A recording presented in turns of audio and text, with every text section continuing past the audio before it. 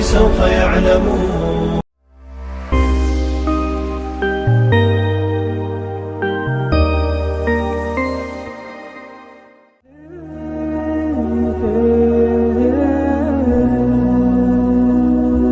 Manusia diciptakan oleh Allah Subhanahu wa Ta'ala dengan segala kelebihan dan kekurangannya. Bahkan kadang ada yang merasa hidupnya senantiasa dalam kekurangan. Di sebagian pihak malah mereka beranggapan bahwa dirinya diciptakan dengan kelebihan yang luar biasa, sehingga mereka memandang rendah orang lain.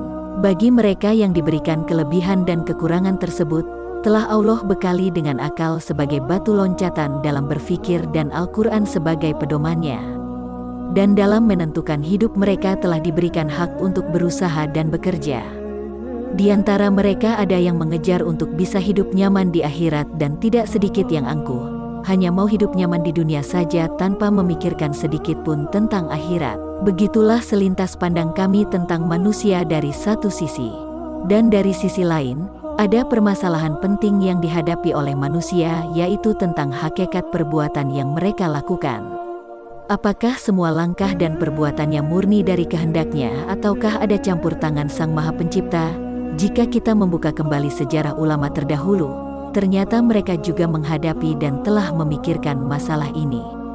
Namun, istilah yang mereka pakai adalah, apakah manusia itu muhayyar atau musayyar? Dengan kata lain, apakah manusia itu memiliki pilihan sendiri untuk berbuat ataukah segala tindakan mereka sebenarnya adalah tindakan Sang Maha Pencipta? Dan baik menurut kami untuk memakai kedua istilah tersebut, agar tidak panjang lebar, serta lebih mudah untuk difahami. Baiknya kita perjelas dahulu apa makna dari kedua istilah tersebut. Pertama, muhayyar, dari kata ikhtiar yang artinya usaha sendiri. Artinya manusia mempunyai kesadaran, akal, kebebasan dan ikhtiar dalam menerima atau menolak. Kedua, musayyar, dari kata ikhtiar yang artinya dikendalikan. Artinya manusia tidak mempunyai kebebasan atau ikhtiar dalam hal menolak atau menerima takdirnya. Maka memiliki makna yaitu, muhayyar berarti memiliki kuasa penuh dalam berbuat, tanpa ada campur tangan orang lain, baik itu manusia, jin, malaikat maupun Tuhan itu sendiri. Musayyar berarti bahwa segala tindakan dan perbuatan kita dikendalikan oleh Allah. Ketika kita berbuat sesuatu, bukanlah kita yang berbuat melainkan Allah Subhanahu wa Ta'ala. Jika keduanya sudah bisa kita fahami dengan jelas, maka masuklah kita ke dalam pembahasan inti, yaitu apakah manusia itu muhayyar ataukah musayyar. Dalam hal ini, menurut guru kami, yaitu Maulana Syekh Mukhtar radhiyallahu anhu, telah berkata, manusia itu muhayyar ketika ia bisa melakukan perbuatan dan tahu betul tentang perbuatannya. Dan manusia itu musayyar ketika ia tidak bisa melakukan perbuatan atau tidak tahu tentang perbuatannya. Pendapat beliau adalah pijakan kita dalam menyimpulkan dan menyelesaikan masalah ini. Jadi kapan manusia dianggap muhayyar? Manusia dianggap muhayyar ketika ia mampu melakukan suatu perbuatan baik itu perbuatan baik maupun perbuatan yang tidak baik. Salat misalnya, telah Allah wajibkan bagi orang muslim yang balik dan berakal.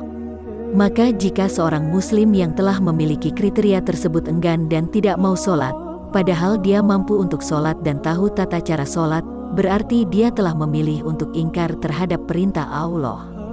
Ketika Allah melarang manusia untuk berzina, lalu dengan kemampuan dan ilmu yang ia miliki tentang larangan itu, lalu ia langgar, berarti ia telah memilih untuk melanggar larangan Allah, dan tidak ada sangkut paut sama sekali dengan perbuatan Allah.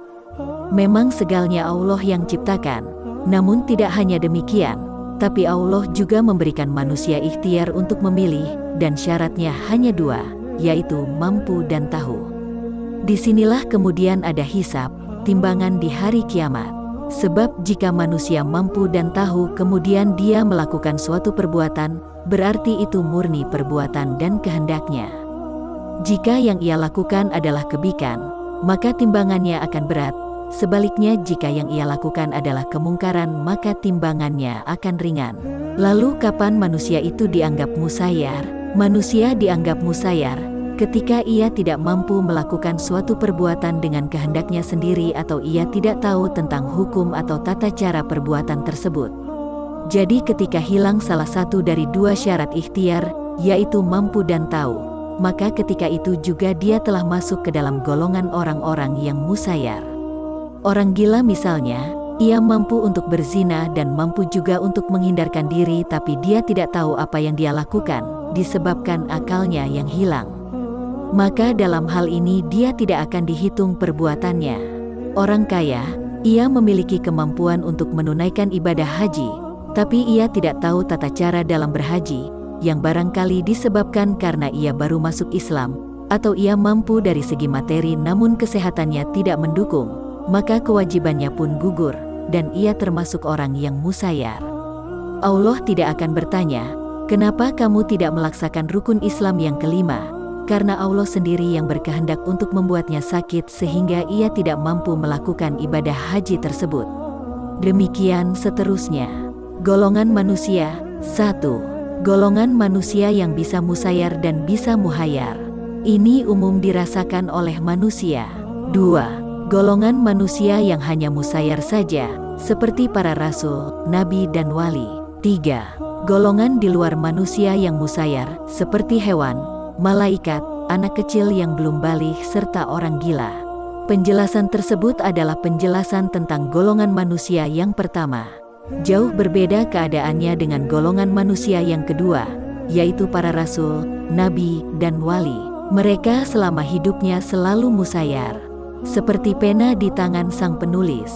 Mereka bahkan tidak mampu untuk berbohong ataupun lupa, apalagi melakukan kesalahan dan dosa. Yang mereka lakukan dalam segala gerak-geriknya adalah kebaikan dan pahala. Merekalah orang pilihan. Di dalam Al-Quran Allah berfirman, yang artinya dan tidaklah kalian berkehendak atas sesuatu melainkan itu adalah kehendak Allah. Dalam ayat yang lain, yang artinya, dan tidaklah kalian yang melempar ketika kalian melempar, melainkan Allah lah yang sesungguhnya melempar. Dan masih banyak lagi ayat-ayat Al-Quran yang menjelaskan kedudukan mereka sebagai golongan manusia yang senantiasa musayyar selama hidupnya. Mereka tidak akan ditimbang di hari kiamat, sebab perbuatan mereka adalah perbuatan Allah. Jadi tidak mungkin Allah akan bertanya sedangkan Allah sendiri yang berbuat. Sedangkan golongan yang ketiga, yaitu golongan hewan dan malaikat, mereka juga golongan yang senantiasa musayyar. Hewan tidak akan ditimbang amalnya, karena hidup mereka hanya sampai di dunia saja. Dan malaikat yang akan hidup sampai di akhirat juga tidak akan ditimbang amalnya, karena semua yang mereka lakukan adalah kebaikan, persis dengan para rasul, nabi dan wali. Adapun iblis dan syaiton, mereka adalah makhluk terkutuk yang telah memilih keangkuhan menjadi pakaian mereka. Mereka termasuk yang muhayyar, sebab dulu iblis pernah diminta untuk bersujud tapi ia enggan dan menolak, malah angkuh dan sombong. Demikianlah pembahasan singkat tentang apakah manusia itu musayyar atau muhayyar. Semoga penjelasan ini bisa memberikan ilmu yang bermanfaat bagi kalian semua. Amin.